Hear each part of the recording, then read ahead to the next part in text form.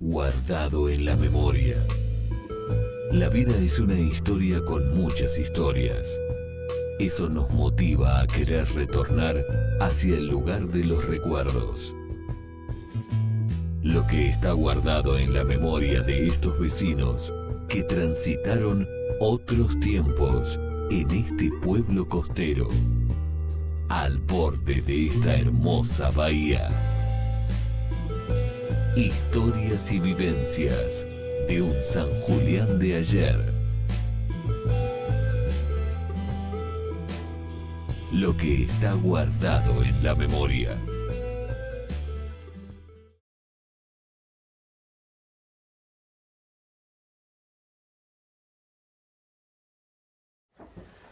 ¿Cómo le va a Lili? ¿Lili es no el nombre?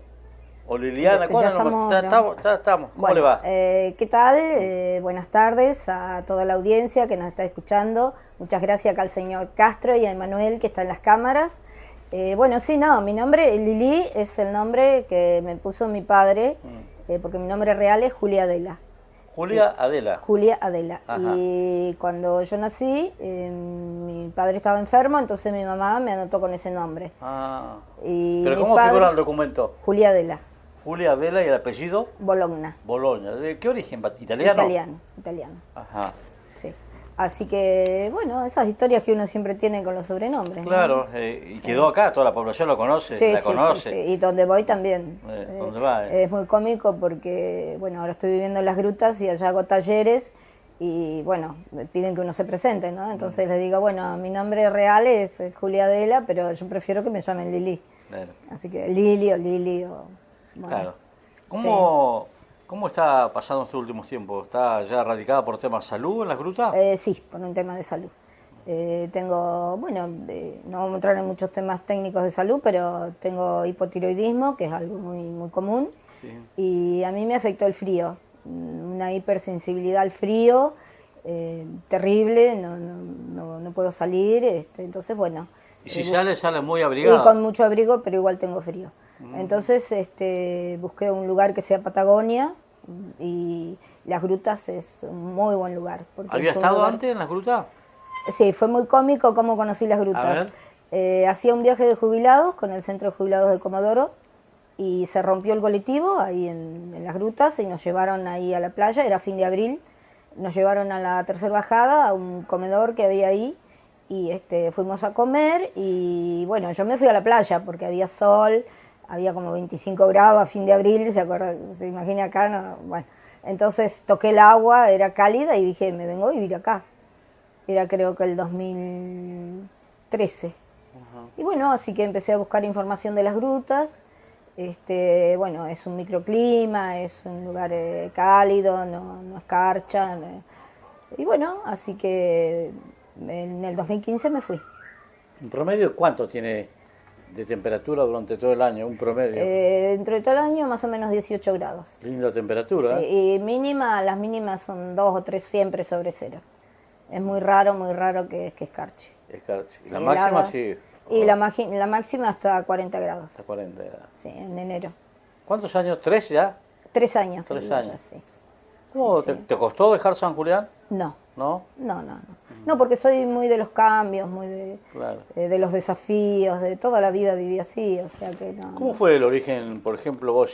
¿Tus padres que eran estancieros? Italianos, claro. Sí. Claro, mi padre vino escapándose de la guerra del 14 en 1909, con 10, 11 años, de polizón en un barco, vino con otro hermano, el hermano lo metió en la bodega de un barco, un marinero supuestamente le llevaba comida o no se sabía hasta que no llegaban a Buenos Aires, estuvo 3 meses ahí, duró el viaje desde Italia hasta Buenos Aires. Buenos Aires fueron al puerto de La Plata y ahí estaba vivo, así que mi tío lo rescató y justo estaba el barco inglés que venía a hacer el frigorífico Swift a Puerto San Julián, entonces le prometen 1 libra esterlina por día, casa y comida. Todos los tanos que venían en ese barco se subieron al barco inglés y vinieron.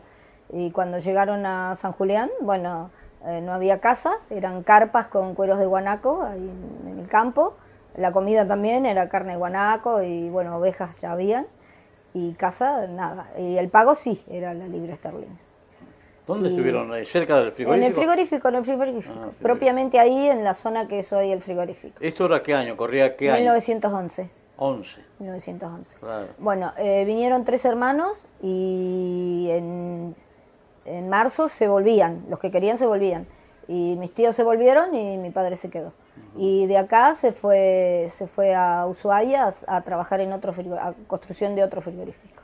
Claro, porque el frigorífico comenzó la construcción en el año 1912, acá. No, 1909 creo. 9, 9 pero o el 12 10. terminó más o menos. El 12 terminó. El 12 terminó, Sí, claro. sí. Y de ahí termina y se va a la construcción del otro frigorífico. A Ushuaia. Y después vuelve y se instala ahí en la costa del río Santa Cruz. Y ahí cortaba leña y cruzaba con un bote con otro señor de Puerto Santa Cruz, que no me acuerdo el nombre, y vendían leña en Puerto Santa Cruz. Y eso era más o menos 1918, 20. Y ahí en la zona de Río Chico, que es ahora donde está el puente Río Chico, donde cruza la Ruta 3, Sí. había un pueblo.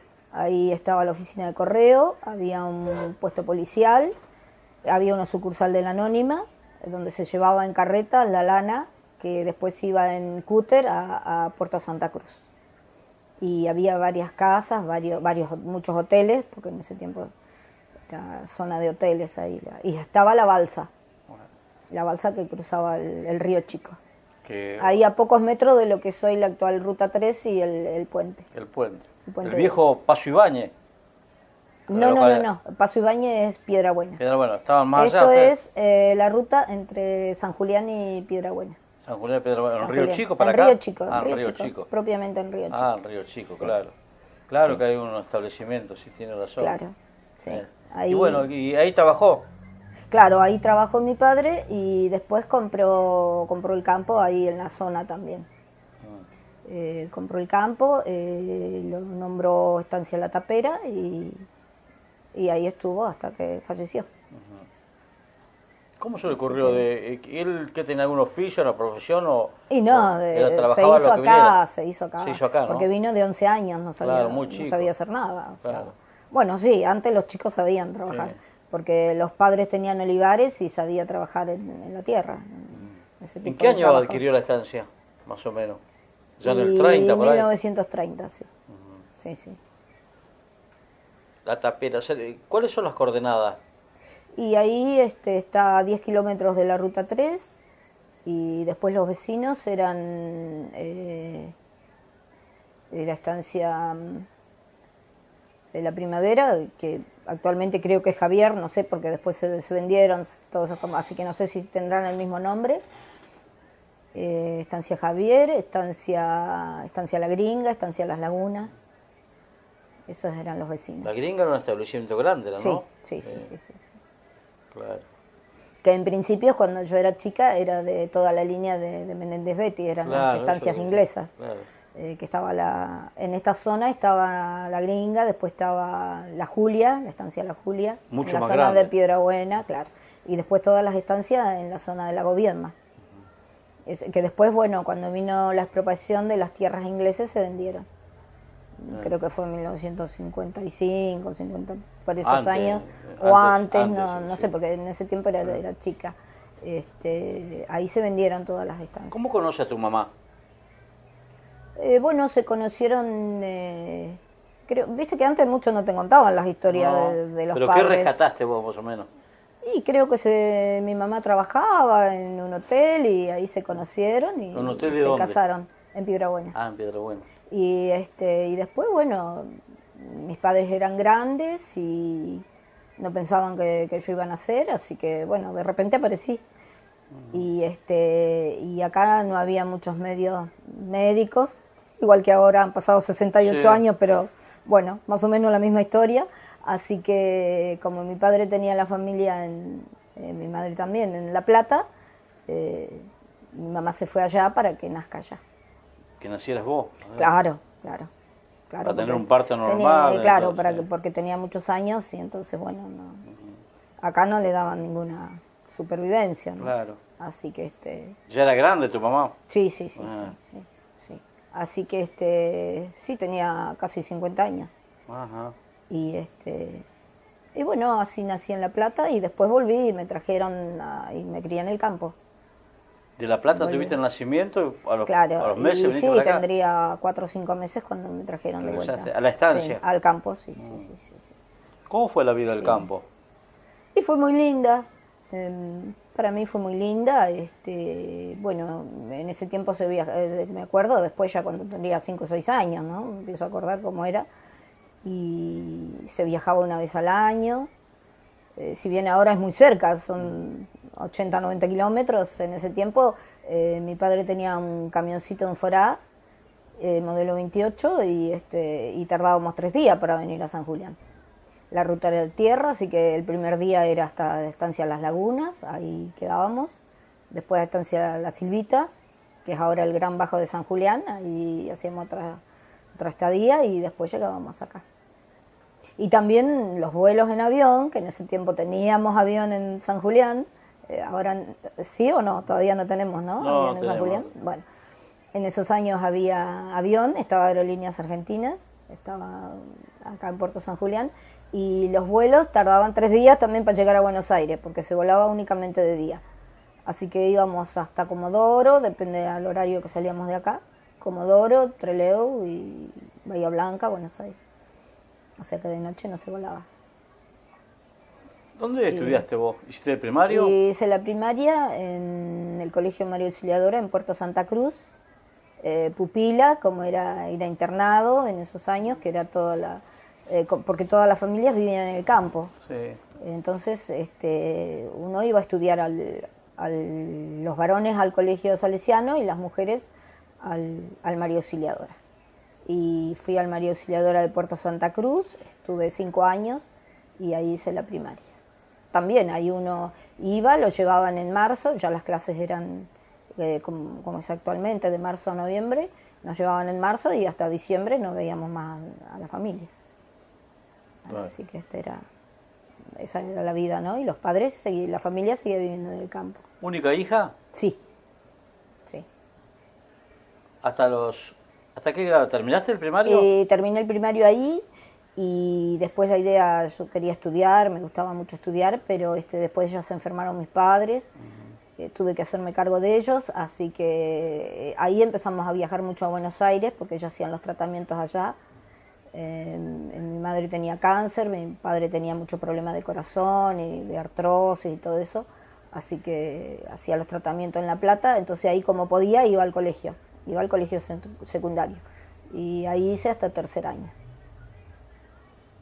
¿Y después otra vez la Y estancia? después fallecieron mis padres. ¿En qué año fue, te acordás? Yo tenía 20 años cuando fallecieron los dos en términos de 6 meses.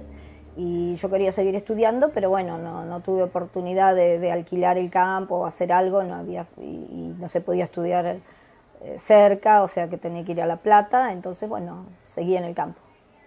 La decisión tremenda, decidir Y sí. en vender o quedarte a trabajar. Claro. Y bueno, en ese momento el campo era buen negocio, era rentable, así que... ¿Cuántos animales de esquilas tenías? 3.000. Buena cantidad. Sí, en ese momento sí. En ese momento era rentable, después ya no fue rentable. Después fue paulatinamente cayendo, claro, ¿no? Claro. Porque, bueno, no sé, en realidad hay mucho para investigar sobre por qué se perdió el campo, ¿no? Pero mundialmente, bueno, yo he estado leyendo y mundialmente se ha perdido toda la parte de agricultura, toda la parte así extensiva de producción de campos se ha perdido. Así que, bueno, la provincia de Santa Cruz también le tocó, eso tocó en los años 80, que de golpe bajó el precio de la lana, porque la lana es un precio internacional, como el petróleo, como el oro, y bajó el precio de la lana, por las competencias también que hubo, ¿no? En ese momento eran materiales sintéticos, mucho así, y entonces de golpe costaba 5 pesos, era el costo de producir 1 kilo de lana, y la lana, 1 kilo de lana costaba 50 centavos. Bueno, ahí tuve que tomar la decisión de venirme a trabajar al pueblo. Pero en ese lapso, ¿qué pasó? Muchísimas cosas. ¿Cambiaron la te casaste. Y sí. Ahí ya me casé. 20 años tomaste la estancia, 20 años tomaste. 20 años. Antes porque ya mis padres ya hacían mucho que no... ¿Conocés todos los trabajos de campo? Sí. Y de muy chica los hice porque estaba siempre con mi padre. ¿Sabes lo que es un arreo? Lo que es una señalada, sí. una esquina. Arreos no, porque ya arreos ya no hacíamos, ya estaban los camiones ya estaban que llevaban, cuando vendíamos la hacienda. Bueno, pero los rodeos. Rodeos sí. Lo que sí, mi padre nunca me dejó andar a caballo. ¿No? No sé por qué, pero el caballo era algo que no... Bueno, tampoco me quería dejar manejar. Claro. Eran cosas así como que no, había cosas que... ¿Te marcaron mucho esas cosas? No. ¿No? No, porque eran desafíos. Ajá. Luego lo lograste vencer vos. Claro, para mí eran desafíos. Cuando mi padre me decía que no, yo lo hacía. O sea que era muy así. Claro. Y después lo que mi padre me enseñó también, claro, como ella era muy grande, eso sí me marcó mucho, que de muy chica me decía que yo tenía que aprender a hacer todas las cosas de la casa, del campo y todo eso, porque él y mamá se iban a ir de viaje y yo iba a quedar sola.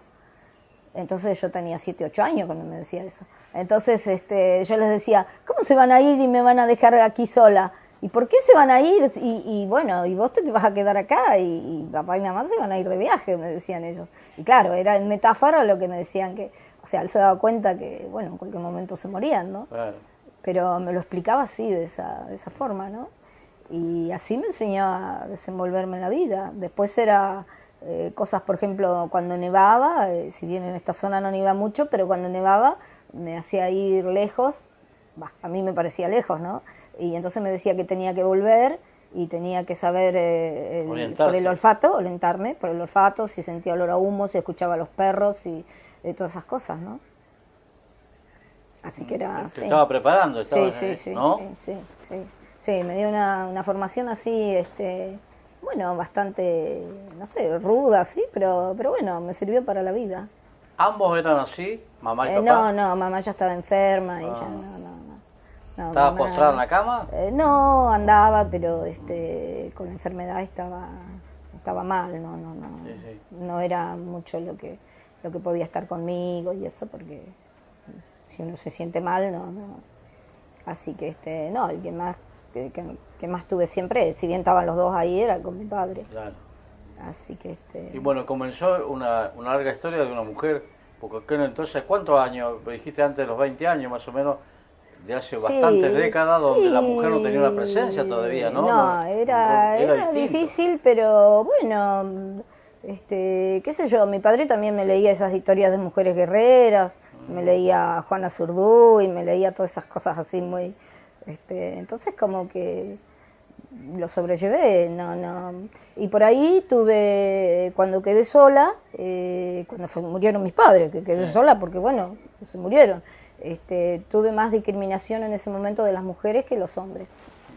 Con los hombres nunca tuve problemas, salvo en la rural cuando llegaba con las ideas raras y entonces ahí me echaban, sí, porque yo decía que había que hacer pasturas, que había que achicar los campos, que había que yo siempre dije, la oveja es una maquinita que lo único que necesita es agua y comida. Y bueno, estaban los años de sequía, los años de nieve, y bueno, había que buscar agua, sembrar pasturas y darle comida. Y bueno, eso no lo entendía nadie. Y ahí me echaban. Sí. Después no, después se tranquilizaban. ¿Se acostumbró? Sí, se acostumbró. ¿Qué tipo de campo tenían ustedes? Bueno, un campo de costa con mucha arena, mucho médano. Y bueno, cola de piche, las pasturas molle, calafate, las pasturas naturales de la zona, ¿no? Y le cuento la historia que el otro día encontré a Roberto Álvarez del INTA y le comentaba, ¿no? Les cuento la historia. Yo ya sin saber cuidaba el medio ambiente, ¿no? Entonces mi padre de casualidad hizo una tala porque estaba la mata amarilla, bueno, típica del arbusto típica de la Patagonia, es un arbusto con pinchos, de una altura más o menos 1,50 m, 1,20 m, y crecía así muy junto, entonces las ovejas se llenaban la lana, el vellón de lana de esos pinchos, entonces bajaba el precio, bajaba la calidad de la lana. Entonces mi padre lo taló, le dio la tala a un vecino, le dio toda la leña, y bueno, eso era un arenal. Los años que llovieron más o menos creció pasto, pero después, como es cíclica la Patagonia, tiene años de lluvia, años de sequía, entonces se hizo un médano. una duna que empezó a crecer, y bueno, entonces yo le sacaba fotos a las dunas, esto hablo años más o menos 68, 70, mi padre la tala la debe haber hecho en los 60. Y yo iba al Consejo Agrario, iba a Gallego, acá, que quería sembrar ese médano, y me decían que estaba loca, que en ningún lado se había sembrado un médano. Y entonces siempre fui de leer mucho, ¿no? Mi padre me había inculcado a leer, así que un día encuentro la historia de Villa Gesell, que Villa Gesell plantó todo ese médano, esa duna con árboles, con pinos, con todo eso, y bueno, yo iba a la revista, las fotos del médano, y bueno, y 20 años estuve así dando vuelta por todos lados, en las rurales, en todos lados, hasta que acá llegó el ingeniero Cuarniolo, creo que alguien lo recuerda, en Puerto San Julián, llegó al INTA, y justo en ese momento empezaba el tema de la desertificación. Ya para esto era año 90, 1990. Empezaba el tema de la desertificación en el mundo, a cuidar el medio ambiente y toda esa cosa. Entonces había un plan de Alemania que daba el dinero para frenar los médanos, hacer plantaciones, los médanos y los guadales. Los lugares así las lagunas secas y todo eso que había. Bueno, ese plan ya había estado en la zona de Lago San Martín, que es el oeste de la provincia de Santa Cruz, y había dado buen resultado. Bueno, entonces cuando vi que había llegado este señor acá, yo fui con las fotos del médano y lo que quería hacer. Y sí, era la idea que él traía, era un ingeniero nuevo y qué sé yo. Bueno, y se logró hacer la siembra en 1991, lo hacía el Consejo Agrario. Bueno, los vecinos no quisieron, porque había que juntar varias personas para poder hacer ese proyecto. Bueno, los vecinos no, porque, bueno, nadie le gusta los cambios, ¿no? O sea que los cambios es algo así como que la gente le tiene miedo. Y bueno, así que yo decidí hacerlo, yo ya estaba trabajando acá, ya el campo ya estaba en crisis, ya estaba mal. Y bueno, junté alambre de los basurales y qué sé yo, y alambramos, ahí con gente, vivía mi marido en ese momento. Alambramos toda una parte para que no entren los guanacos, saqué las ovejas de ese campo, las pocas que quedaban las pasé al otro, y bueno, se sembró el humus, la planta que es una planta que viene de África, que es fijadora de médanos, y con tan buena suerte que ese año la siembra se hace en mayo. Y ese año llovió mucho, llovieron algo de 300 milímetros, cosa que no es común acá en la Patagonia, y bueno, y creció y está. Se sembraron más o menos 70 hectáreas. Y bueno, el otro día cuando encontré a Roberto Álvarez acá del INTA, le digo, mirá, ya tenemos 27 años de la siembra de ese médano, tendríamos que hacer algo, a ver qué pasó con todas las siembras que se hicieron en la provincia, porque después de ese proyecto del Consejo Agrario ya no se hizo más. O sea, duró unos años y después ya no se financió más del extranjero y bueno, quedó todo en nada. Así que bueno, ahora que estoy acá voy a ver si veo a Roberto, a ver si podemos por lo menos mostrar, ¿no? Lo que ¿Y qué le dijo a Roberto? ¿Que en algún otro lugar había prosperado? Sí, en algunos lugares sí. Sí, en pocos lugares, pero en algunos lugares sí. Sí, se hizo también en la estancia de Cerro Bombero, creo que otro tipo de siembra se hizo. Pero sé que en algunos lugares sí anduvo bien. Y en el San Martín también. Y en la pista de aterrizaje del Calafate también se sembró el limus, porque ahí tiene mucha arena, toda la zona del aeropuerto del Calafate. El aeropuerto viejo, el nuevo, creo que no tiene tanta arena. Así que, bueno, esas son las pequeñas historias. Parte de la experiencia de Lili. ¿En qué año te casaste más o menos vos? En el 80. ¿El 80? 1980. ¿Ya eras grande? Sí, tenía 30 años. Claro. Sí. ¿Y estaba sola trabajando? ¿Eran momentos duros sí. de lo que estaba pasando? ¿O era la bonanza donde se podía vender la lana? La parte económica podía vivir bien, sí. O sea, yo estaba acostumbrada siempre a vivir con mucha austeridad, porque como mi padre había venido así de la nada, como que siempre era...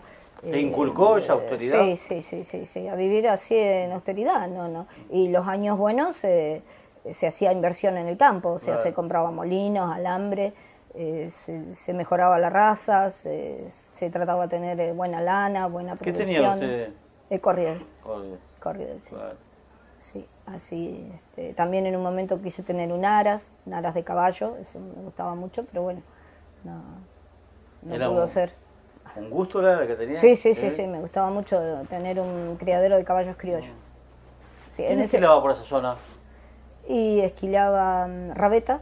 Ivonne Rabeta. Rabeta, Ivonne el Mochi Rabeta. Rabeta. El padre. El padre, el padre. Papá de El Mochi. padre, Un personaje, ¿eh? Sí, sí, era muy lindo cuando llegaba, Bueno, era medio paisano con ustedes. claro, porque él era suizo. Sí. Él era suizo, mi padre era italiano, entonces él llevaba unas hormas de queso cuando llegaba y hacía polenta.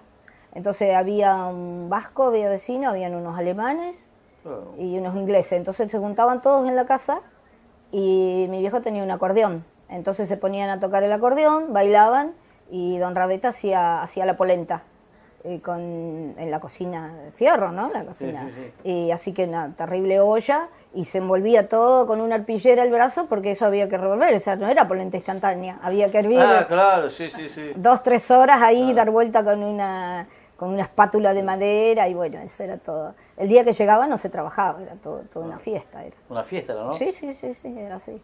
Era así la reunión con don Rabeta. Después siguió el hijo, Mochi, y bueno, después hubieron distintas comparsas de esquila. Después estuvo Lenar Jacobo, estuvo con Yerko era el que iba en la máquina. Después fue Fracaso, Raúl Fracaso. Y después ya como que se habían desintegrado las comparsas de esquila acá, que quedaba ya pocas ovejas, y contraté unos correntinos, que era Rossi, que todavía creo que esquila en la zona, Rossi, y Ariel Rossi. Y es que venía él y el hijo, y los correntinos, era el mejor personal que tuve, fueron los correntinos. Sí, porque ¿no? los correntinos era espectacular cómo trabajaban.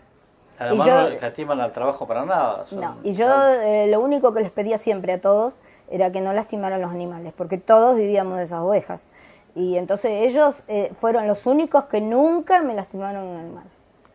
Era la mejor gente.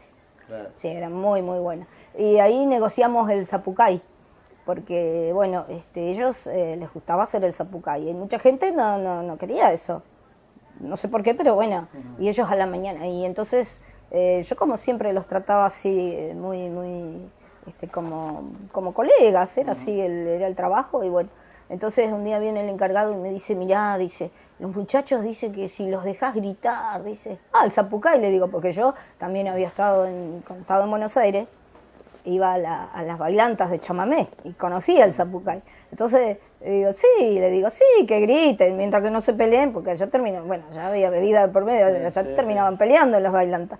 Bueno, digo, mientras no se peleen, que griten. Así que estaban felices gritando, a la mañana, al mediodía, a la noche, vivían con su zapucay. Claro. Y empezaba uno y seguían todos gritando. Pero que pasa una Era expresión muy- propia de la sí, región, ¿no? Sí. No, tengo muy lindo recuerdo de la gente correntina, ¿sí? Del trabajo. Eran muy cumplidores, muy buenos. Y eso fue el año 95, fue la última esquila. La última esquila de Sí, despedida. ahí bendito, no, sin saber, porque bueno, Ah. después ya se encadenó todo mal y bueno, Claro, otra ahí historia, mucho vendí más contemporánea. claro, vendí todas las ovejas que tenía y bueno, ya está, cerré el campo. Claro. Sí. Y antes de cerrar el campo, bueno, trabajaste a la par con tu marido. ¿Tu marido de la región era? Sí, había venido también de la provincia de Buenos Aires, pero hacía muchos ¿Cómo era el años que apellido? estaba. Feliu, Feliu. sí. ¿De la provincia de Buenos Aires venido? Sí, los Ah. padres de él habían venido ¿Y cómo llegó a la y estancia? después ¿O estaba- trabajaba acá en ¿trabajaba la ahí? zona, sí, Ajá. trabajaba acá en la zona. ¿Lo conociste en la zona? En el campo, sí, ¿En el sí, campo? sí. No tuvieron un hijo, Así ¿no? que no. Ajá. Y eso por decisión propia, que hoy lo puedo decir, pero bueno, en esos años una mujer no podía decidir lo No que podía quería. decidir, claro. Y bueno, para mí no era, yo no me iba a quedar en la casa cuidando a un chico. Claro. Esa era mi vida. En mi vida era el campo, trabajar afuera o donde sea. Entonces, bueno, antes de casarme le dije a mi marido, si vos querés tener una familia y querés tener hijos como era el común de ese tiempo, porque hoy en día, te estoy hablando de 1980, Claro. hoy estamos 2017, hoy 2017 una mujer decide qué quiere hacer, si Sí. quiere estar sola, si quiere juntarse con otra mujer, Claro, si quiere, es todo exactamente, muy sí. distinto. Si quiere tener 5 hijos, 4, Claro, 3, claro, 2, 1, claro, los claro, tiene lo que después, quiera. sí. Entonces, Con uno, otro y en otro. cambio en ese tiempo era mucho más estructurado, ¿no? Era como que se casaba, la familia, los hijos. Y yo tenía otras ideas, yo era así bastante no sé si moderna o qué, pero bueno, así que bueno, mi marido dijo, bueno, no, seguramente no me creyó cuando yo que no quería tener hijos, pero bueno, después, y bueno, y ¿Se acostumbró, se amoldó, como dicen en el campo? Claro, qué sé yo, la cosa que bueno, bien, me casé enamorada, bien, o sea que, porque, perdí de contar en la historia que a los 15 años mis padres quisieron obligar a casarme. Ya tenía un pretendiente. Claro, sí. Antiguamente también era otro fenómeno, ¿no? Sí, era que una forma, culturalmente. Sí. Y para mis padres era lo mejor, voy a volver un poquito en el tiempo para contar esa historia. Sí, que ahora seguramente 2017 va a contar Va a la gente no asombro. no lo va a entender. Entonces, habíamos venido al pueblo y volvimos, y un día mi padre me llama y me dice, en tal fecha tenemos que volver al pueblo porque te vas a comprar ropa y te vas a casar. Así, ¿no? Así. Así de una. Sí. Entonces, claro, pobres, ellos estaban enfermos, estaban mal, yo estaba sola, y ¿qué era lo mejor? Casarme. Claro. No era otra solución, ellos no veían otra solución. Era comprensible hasta cierto grado también. Claro, yo ahora los entiendo, digo, estaba bien lo que ellos pensaban. Y claro, con la formación que me había dado mi padre, no, le digo, no, como que me voy a casar. Encima querían que me fuera no sé dónde a vivir, porque no sé dónde era el hombre. Y yo ya sabía que tenía que cuidarlos a ellos, ellos ya no podían estar solos. Entonces, bueno, y no, y sí, y no, y bueno, entonces armé un plan, digo, yo me voy a escapar, me voy a esconder en el campo. Así que, y teníamos un señor que trabajaba en la casa, que era como que lo había criado mi padre, así que era como de la familia. Entonces voy y le digo, mira, vos me vas a ayudar, yo me voy a esconder, y voy a estar en un manantial, ahí me voy a llevar comida, todo, y vos vas a ver qué haces.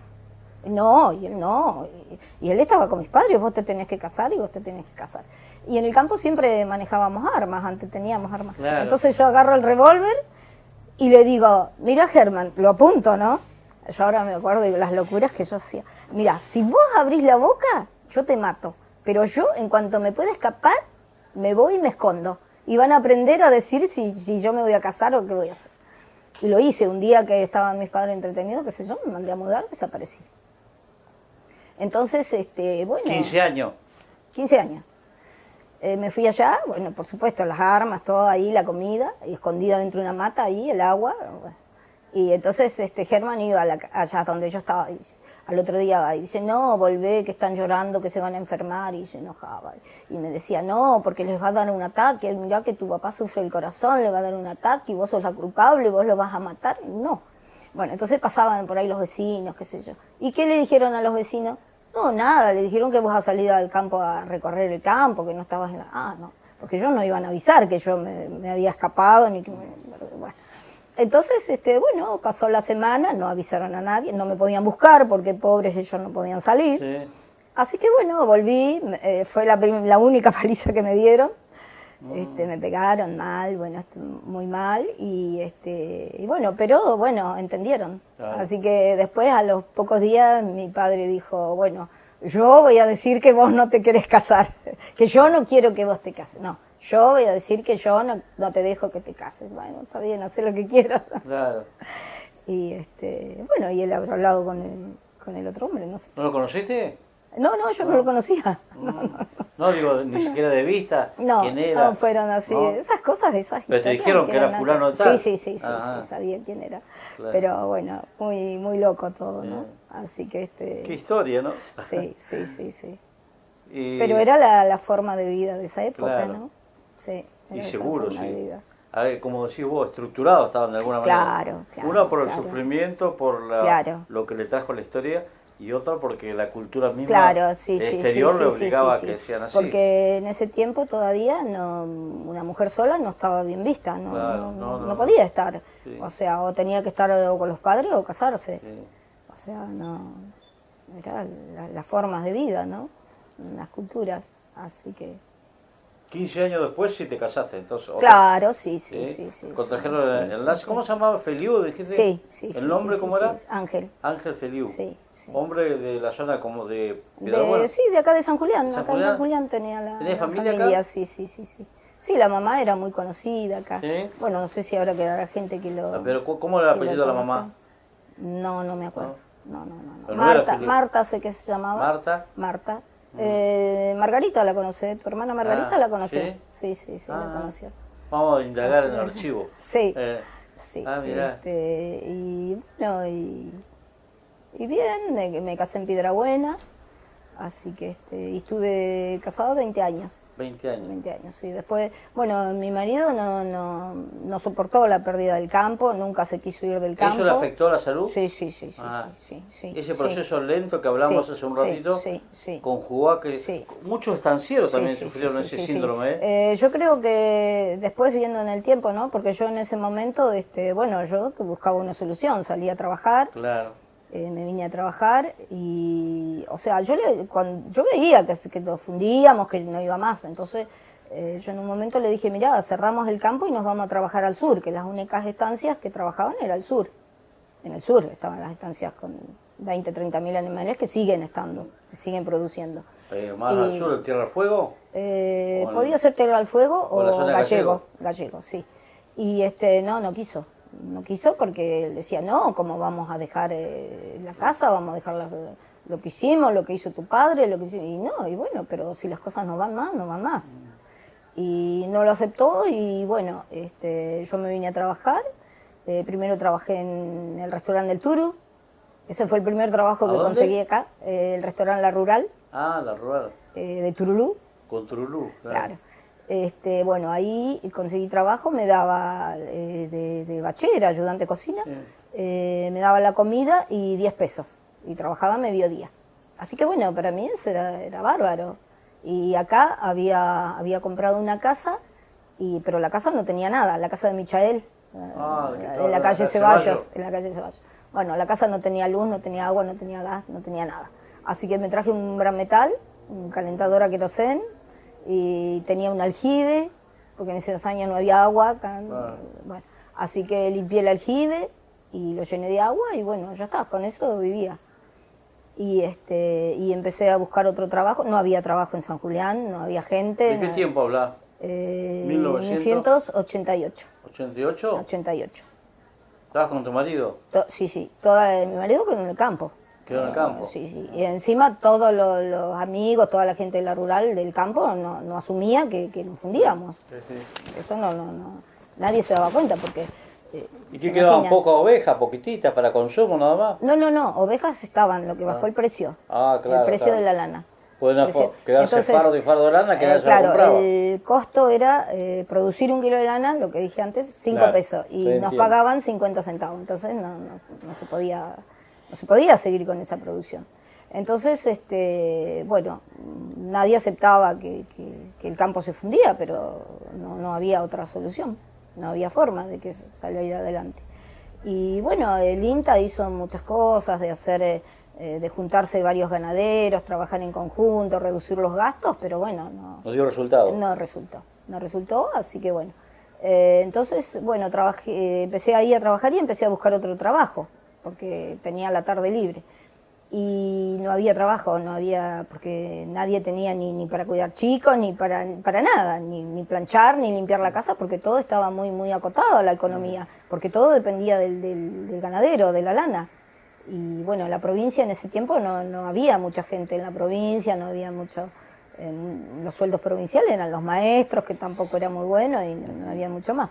Así que bueno, no había. Y encuentro una señora que vendía Avon, productos así de belleza por catálogo, y bueno, salí a hacer eso, algo que nunca había hecho, que yo de eso no entendía nada, porque era una cosa que yo era del campo, de arriar ovejas y de hacer cualquier otro trabajo, menos, bueno.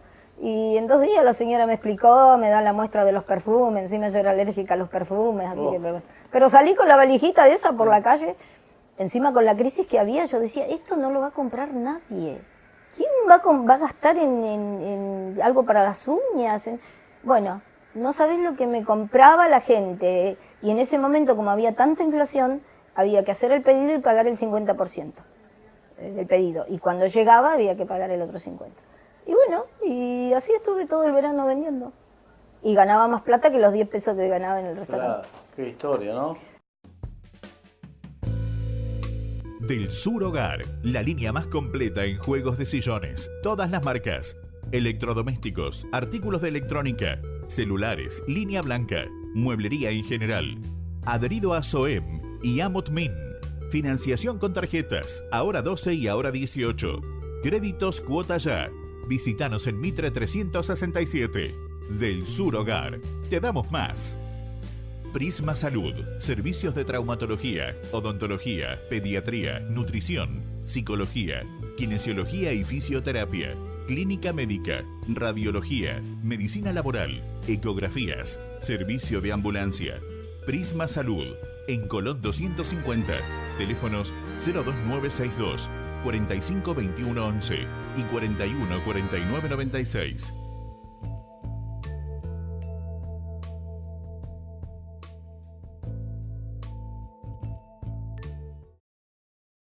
Y después, bueno, estaba la clínica del doctor Soria y justo necesitaba una cocinera, así que fui a trabajar ahí mediodía en la cocina. Entonces ahí dejé los cosméticos y seguí en la cocina del restaurante y en la cocina de la clínica. Hacía mediodía en cada lado. Y en el año 91 abrió el primer supermercado de Puerto San Julián, que fue la Tostadora Moderna, con Anacreon Michudis, así que bueno, me dio trabajo en la tostadora, en el supermercado, y que yo ahora lo cuento, porque ahora donde estoy en las grutas hago cursos, talleres, ¿no? Ahí en el CREAR, que es un lugar de más o menos como la agencia de desarrollo de acá, que se capacita a la gente para tener emprendimiento, para tener una pyme y toda esa cosa, ¿no? Entonces, cuando yo cuento que el primer supermercado y que la gente no quería ir al supermercado, eso usted se debe acordar, ¿cierto? Que Sí, me acuerdo. le costaba mucho a la gente ir y tomar las cosas y ponerlas en el canasto, era algo que no Y estaba acostumbrado al viejo almacén. Claro.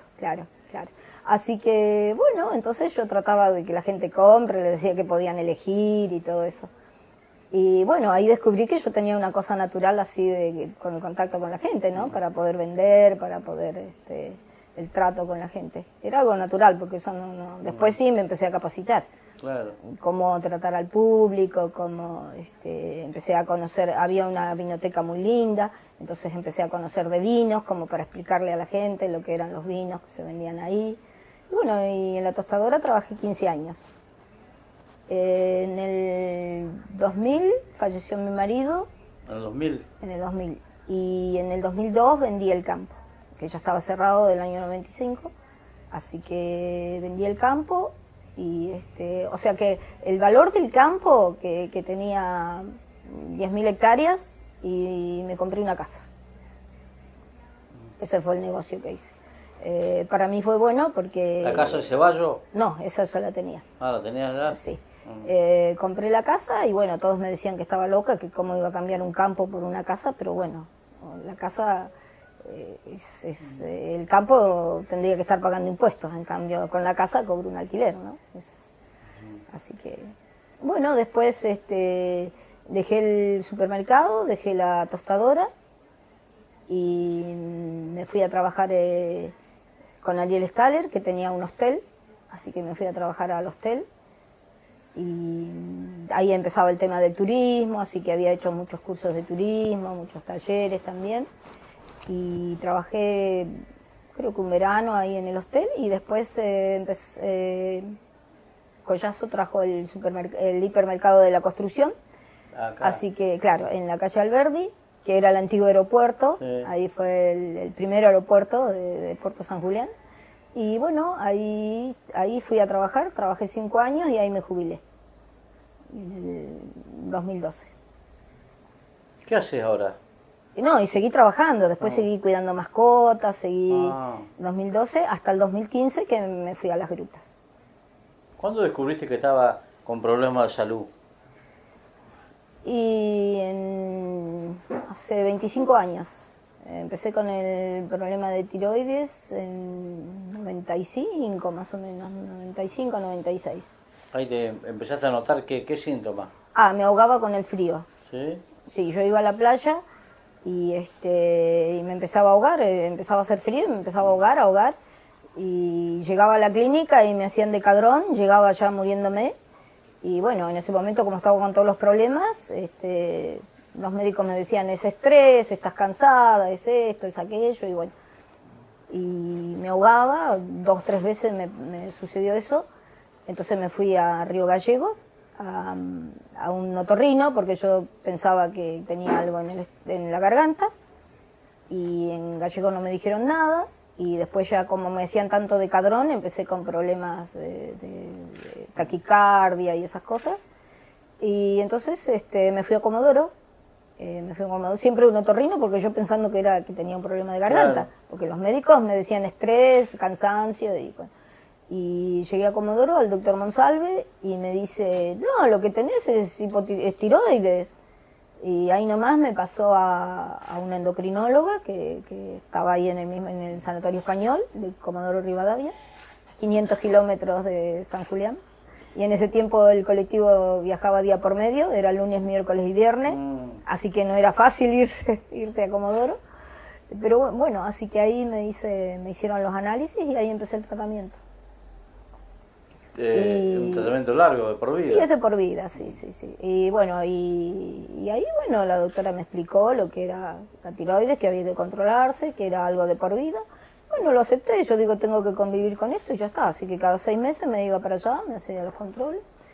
Y bueno, y me quedó el frío. No me ahogo, pero el frío, una hipersensibilidad al frío, que bueno, que por eso me tuve que ir de San Julián, porque claro, ya acá ya no podía salir, no podía andar, un día con, qué sé yo, con 2, 3 grados ya no puedo estar afuera, entonces bueno. Y me fui a las grutas, claro. Claro, porque después que me jubilé, otra cosa también que siempre hablo, ¿no?, con la gente y quiero dejarlo como mensaje, que no hay que tenerle miedo a la edad, no hay que tenerle miedo cuando uno se jubila, no hay que tenerle miedo a los cambios. Porque siempre los cambios siempre son para mejor. Yo todos los cambios que he hecho en la vida siempre han sido para mejor. ¿No estás arrepentida de nada? No, porque en realidad siempre hice lo que quise. La verdad que siempre fue así. Desde los 15 años que me peleé con mi viejo, o sea que quise esto y lo logré. Siempre fue así. Y yo digo ahora, bueno, yo siempre, o sea, también otra cosa que siempre me planifiqué. Eso fue algo que aprendí, bueno, en el campo por la vida, porque ahí si uno no planificaba, una vez al año que llevaba las cosas, si te quedabas sin algo, te morías. Y después las monjas también nos enseñaban a planificarnos. ¿Qué vas a hacer en 1 año? ¿Qué vas a hacer en 3? ¿Qué vas a hacer en 5? Entonces esas cosas que uno aprende de chico le quedan. Y yo siempre me fui planificando, ¿no?, lo que quería hacer. Y bueno, yo dije, cuando me jubile, bueno, quiero viajar, quiero seguir trabajando, quiero estar actualizada, me gusta mucho la informática, me gusta mucho todo lo que es tecnología, y vivir hoy, vivir el mundo de hoy, no vivir el pasado. Entonces, el pasado fue lindo, por eso lo recuerdo, lo cuento, y que quede como testimonio de cómo se vivió y cómo se vive hoy, y aceptar cómo se vive hoy. Entonces, bueno, como decía, y calidad de vida, por supuesto, uno quiere estar bien. Si medianamente no tiene grandes enfermedades, se puede mover, puede andar, ya está. La cabeza está bien, no ataca el Alzheimer y bueno, hay que vivir. Entonces dije, bueno, cuando me jubilé dije, bueno, voy a seguir trabajando, voy a viajar. Así que me contacté con un centro de jubilados de Comodoro y de los petroleros, así que ahí me asocié y me recorrí todo el país. Me falta... Sí, empecé a hacer los viajes, pagaba, empezaba a pagar en marzo y en octubre salía. Y bueno, también pude conocer toda la provincia, así que ahora me falta las Cataratas y La Rioja y Catamarca. Nada más. Nada más. Qué bueno. ¿Qué quedó de la vieja camioneta azul? Ah, la Chevrolet. Bueno, la Chevrolet la vendí, era la Chevrolet 72 y la tuve, no sé, desde el año 80, 30 y pico de años, hasta el 2015. Y la vendí y debe andar acá, porque la vendí acá, sí. sí, así que ¿Con esa viajaba a la estancia? sí, a todos lados Sí. viajaba. Yo en el año 80 yo viajaba a Comodoro, viajaba a Gallego, sí, que no eran buenos caminos, pero sí, muy bien esa camioneta, la verdad que Chevrolet debería darme un reconocimiento Sí, porque una placa de sí, reconocimiento. muy bien. ¿Un choque nunca? No. ¿No? ¿Una colisión? No, me chocaron estacionada 2 veces, sí, 2 veces me chocaron en la camioneta Porque acá estacionada. también hay una cuestión cultural, dicen que la mujer maneja no tan bien como el hombre. Y Sí, sin embargo, sí. porque... Bueno, yo tuve la suerte de aprender a manejar en La Plata con un húngaro, porque como comentaba antes, mi padre no quería ni que manejara ni que anduviera a Claro. caballo. Entonces cuando íbamos a La Plata, a escondida, me fui a hacer un curso, allá había academias de manejo, Claro. y me enseñó a manejar un húngaro que había estado en la guerra. Y fue espectacular, porque el tipo me enseñó el manejo de ahora, me enseñó a manejar a la defensiva. Me decía, vos estás en un campo de batalla y tenés que ver a los enemigos. Así me enseñó. Y tenés que ver cómo no vas a atropellar a nadie y cómo vas a salir de ese campo de batalla. Y bueno, tuve suerte que nunca me pasó nada, ¿no? Porque también es eso. Anduve mucho en la ruta, mucho acá en la localidad también, pero bueno, nunca tuve un gran accidente. Sí, 2 veces me fui con la escarcha, me fui abajo, sí, me fui abajo en Terraplén, en el puente Río Chico me fui abajo, pero no alcancé a volcar. Hay una zona peligrosa en la zona antes de llegar al río Chico. Sí. Muy peligrosa. Sí, ahí 2 veces me fui abajo, hay un terraplén alto, pero no sé, se ve que iba despacio, no sé, pero no alcancé a volcar. Pero 2 veces apareció abajo del terraplén. Y bueno, y viajaba con cadenas, cuando escuchaba mucho. ¿Qué te dejó el campo, más allá de todo lo que es la práctica, el conocimiento? ¿Te dejó algo de afecto? Porque el hecho de vender parte de una vida... Bueno, sí, prende fue una... Bueno, ahí tuve que ir a un psiquiatra porque claro. fue muy difícil dejar, claro. dejar una forma de vida, ¿no? Exacto. Y más que nada, yo estaba convencida de lo que hacía, pero cuando todo el entorno no lo aceptaba, o sea, es como... No sé, ahora que vos te digan la radio no funciona más. Y vos vos toda la vida hiciste radio y de pronto, o cualquier profesión, ¿no? Un médico, un contador le diga, mira, ahora todo lo va a hacer un robot y vos no tenés más este trabajo. ¿Y cómo haces? Es muy difícil asumirlo. Primer paso, aceptación, luego... Claro. Pero Entonces, cuesta, no es cuestión de decir, claro. No, ahora yo lo cuento así, aparte, bueno, en esto no hay mucho tiempo tampoco para explicar mucho, ¿no? Pero, bueno, entonces yo decía, estaré equivocada, todos con los que hablaban decían, vos estás loca, ¿cómo vas a dejar tu casa? ¿Cómo te vas a venir a trabajar por 10 pesos? ¿Cómo vas a estar todo el día con esa valijita en la calle, vendiendo cosméticos? Nadie le entraba en la cabeza. Claro. Entonces no había psicólogos en ese tiempo, no había psicólogos acá, 1988. Entonces, yo leía mucho la revista Selecciones y esa revista era la que ¿Te ayudaba a hacer terapia? me ayudaba. Entonces, bueno, me fui a un psiquiatra gallego y le dije el problema y me dice, vos estás en lo cierto, dice, no tenés nada que venir a hacer acá, me dice. Entonces yo le digo, bueno, pero si yo tengo todos en contra, ¿cómo hago? ¿Cómo hago para salir de todo esto? Porque yo sé que lo que hago está bien, pero para los demás no. Claro, era un problema cultural, era lo que se hacía en ese momento. Y entonces me dice, bueno, dice, si querés venir y contarme lo que te pasa, que yo te ayude, bueno, si no tenés nadie... Bueno, entonces había grabadores y los cassettes. Entonces me decía que contara todo lo que me pasaba en un cassette y que se lo mandara a gallego. Porque tampoco había mucho teléfono, había teléfono, pero se cortaban las líneas, como para hablar, bien no se podía. 1988, no hace tantos años. Ahora tenemos el WhatsApp y nos comunicamos con el mundo. Bueno, así que más o menos 6 meses estuve hablando con el psiquiatra y bueno, ya cuando me vine definitivamente acá. Entonces le digo, bueno, me voy a trabajar al pueblo, ya está, yo decidí irme porque ahí no hay ninguna salida económica, el problema era económico. Entonces me dice, claro, eso que yo no, los recuerdos, ¿no? Me dice, ¿y qué vas a hacer con los recuerdos? ¿Qué recuerdos? Y tu casa, tus cosas. ¿Qué vas a hacer? ¿Te vas a llevar tus cosas o vas a cerrar la puerta y te vas a ir? Y yo dije, cierro la puerta y me voy, empiezo una nueva vida. Y bueno, y así fue. Y así fue que dejé todo, cerré la puerta y no saqué nada del campo. ¿Nunca quedó la más casa. volviste? No, sí, Ah. volver sí, porque Lo estaba hecho- mi marido ahí, hasta que la vendí tuve que seguir yendo. Pero yo en la casa compré todas cosas que pude ir comprando, como pude, y me armé la casa sin nada, no tengo nada que sea del campo. ¿Cuándo vendiste? Y Ah, eso nada. no. Cuando vendiste Y- la casa la vendiste con todo. Con todo, el con casco, todo, la sí, estancia, sí, lo que sí, quedaba. a tranquera cerrada, Aguado, como se molino, dice. la tranquera Sí. cerrada, claro. Sí, ¿Quién sí, fue sí, el sí, que sí, adquirió sí. la estancia? Ortiz. Ajá. ¿No es de acá?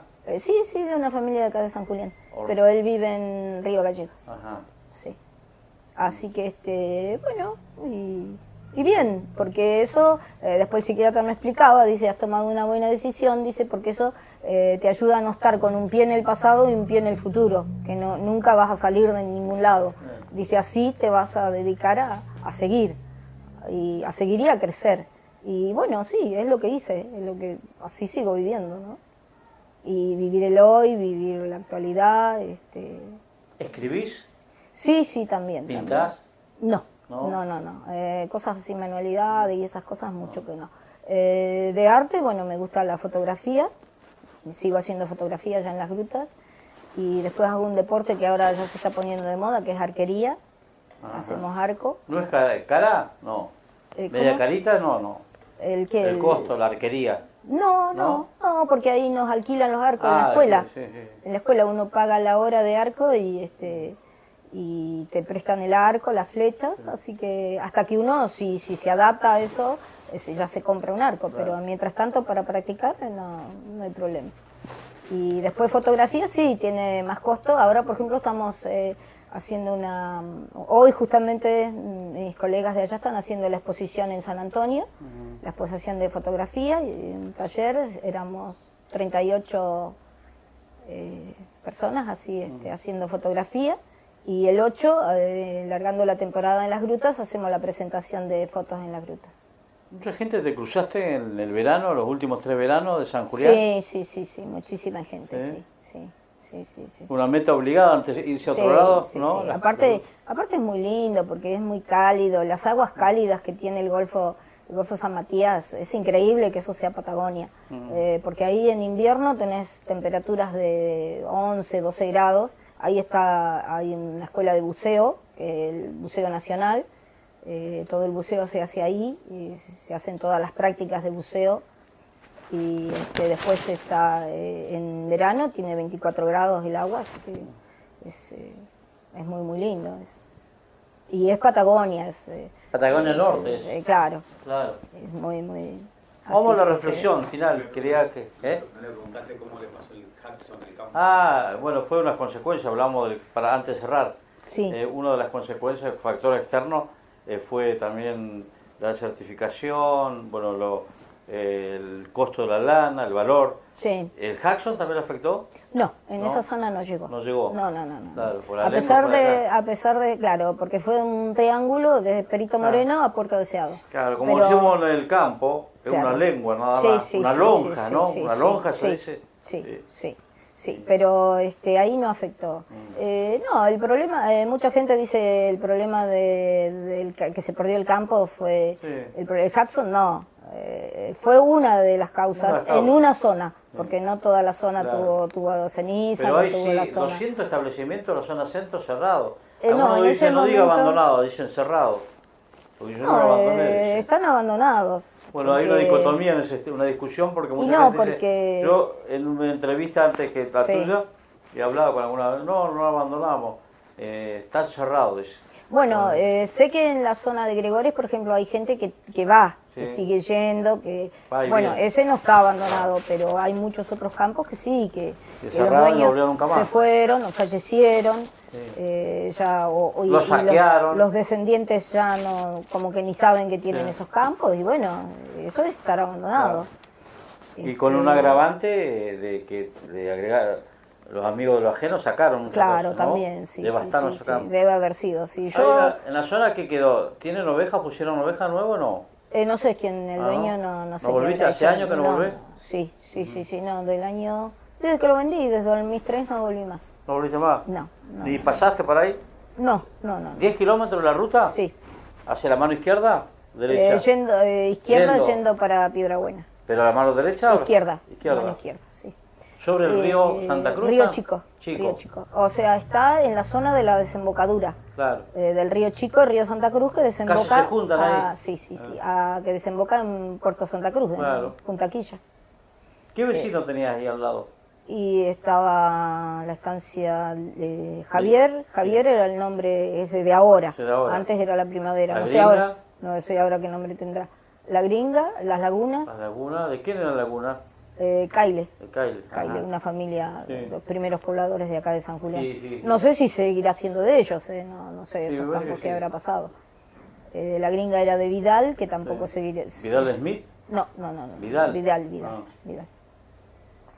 Y después ya no tuve más comunicación con la zona del Capo, porque ya... Vuelta a la página, cerraste el libro, empezamos por el segundo tomo. Sí, y me quedo con los buenos recuerdos del campo.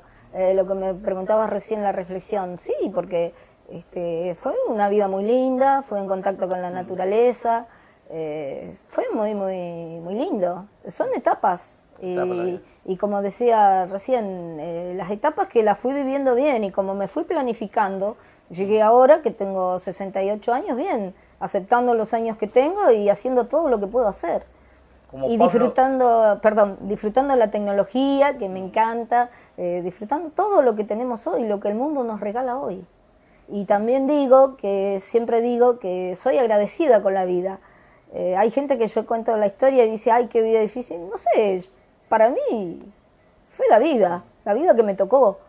No fue mala, fue difícil, no tuve violencia, no tuve montones de cosas que mucha gente tuvo. O sea que yo estoy agradecida con la vida y con todo lo que me sigue regalando. Así que yo la verdad que bien, muy bien. Y con muchos proyectos, con muchas cosas para el futuro. Vamos a la reflexión final, un tema que quería cerrar esta nota. Sí. Vamos a... Bueno, como es un trabajo que salió, ¿no? Un trabajo... Sí, esto es un trabajo casero, digamos. Es un trabajo casero que hacemos en el Centro de Jubilados de Las Grutas. Que ya habíamos hecho acá también con Ariel Saraza. Con Ariel Saraza. Con Ariel Saraza, con la Universidad de San Julián. Habíamos escrito un libro que es quedamos las 7 mujeres, sí. Claro, está Inés Rodríguez, a ver si me acuerdo de todas, saben de memoria. Inés Rodríguez, Erika Gier, esta chica León, Isabel León, Negrita León, sí, claro, Marta Mangiare, Mary Walker, Winnie, que no sé el apellido, Winnie, la señora de Juan Maclén, Winnie y ¿quién más? Sí, ahí están las 7, sí. Así que, y allá de casualidad también somos 7, pero tenemos un hombre también que escribe. Y cada uno fue escribiendo esto, lo escribimos para el Día del Jubilado, así que para el 20 de septiembre, y cada una escribió una reflexión. A ver, entonces, bueno, yo leo lo que yo escribí, que como te decía al principio, acá resumo los 68 años en pocas palabras. Bueno, mi nombre es Lili, tengo 68 años, estoy en el taller de escritura creativa del Centro de Jubilados de Las Grutas.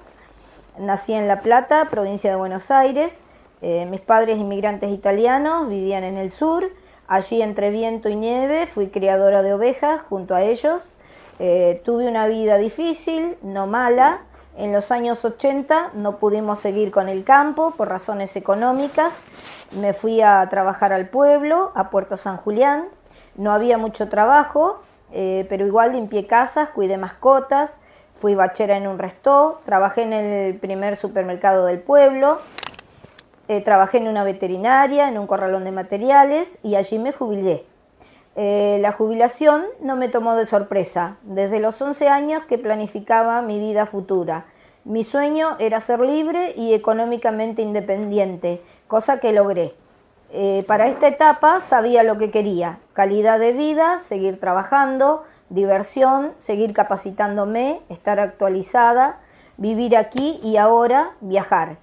Me contacté con el Centro de Jubilados de Comodoro Rivadavia, conocí casi todo mi maravilloso país con tanta diversidad y tanto futuro. En 2015 decidí venir a vivir a Las Grutas por un tema de salud. Este lugar es mágico por su paisaje árido, bien patagónico, y yo amo la Patagonia, y a su vez tropical con elevadas temperaturas. Su gente, tan cálida y receptiva como el Golfo San Matías, me integró en distintas actividades, como la Junta Vecinal y con otro grupo intentando dar vida al futuro Museo de las Grutas. Con la red de adultos mayores de Río Negro viajé a Mendoza en 2016. En este momento estoy haciendo taller de escritura, de fotografía, de arquería y de radioaficionados. Me gustan los cambios, los desafíos, estar actualizada, vivir el aquí y el ahora, hacer algo por los demás y por mi entorno. Como siempre digo, pasé muchas dificultades, recibí muchas cachetadas, pero nunca estuve resentida con la vida. Al contrario, estoy agradecida con la vida por todo lo que me sigue regalando. Bueno, ¿ves que está resumida en pocas palabras? Claro, todo lo que hablamos hoy. Todo, sí. Muy buena reflexión. Todo lo que hablamos. Bueno, muchísimas gracias por estar presente en San Julián. Volvemos periódicamente, ¿no? Sí, siempre, cada tanto vengo así. Así que bueno, muchísimas gracias a ustedes, a Emanuel que está haciendo la fotografía, que está haciendo la cámara. Así que, bueno, sacame con todas las arrugas, te voy a decir yo, no. Al revés, ¿viste? A mí sacame con todas, que son los años y la experiencia de la vida, ¿no? Y muchas gracias a FM Bahía y a Castro, que nos da esta oportunidad de contar la historia, ¿no? Y a mí me gusta contar esto porque cómo ha cambiado tanto el mundo en tan poco tiempo. Así que hoy estamos tan tecnológicos, tan todo esto, ¿no? Entonces lo que uno cuenta que vivió hace no tantos años es como que no se cree, es algo increíble. Muchas gracias. Quedó guardado en la memoria, la verdad, es un producto de la agencia S, Publicidad, que maneja todo esto. Agradecerle a usted y a toda la gente que, bueno, se sacará su conclusión. Muy amable. Muchas gracias. Del Sur Hogar, la línea más completa en juegos de sillones, todas las marcas. Electrodomésticos, artículos de electrónica, celulares, línea blanca, mueblería en general. Adherido a SOEM y Amotmin. Financiación con tarjetas, ahora 12 y ahora 18. Créditos cuota ya. Visítanos en Mitre 367. Del Sur Hogar, te damos más. Prisma Salud, servicios de traumatología, odontología, pediatría, nutrición, psicología, kinesiología y fisioterapia. Clínica médica, radiología, medicina laboral, ecografías, servicio de ambulancia.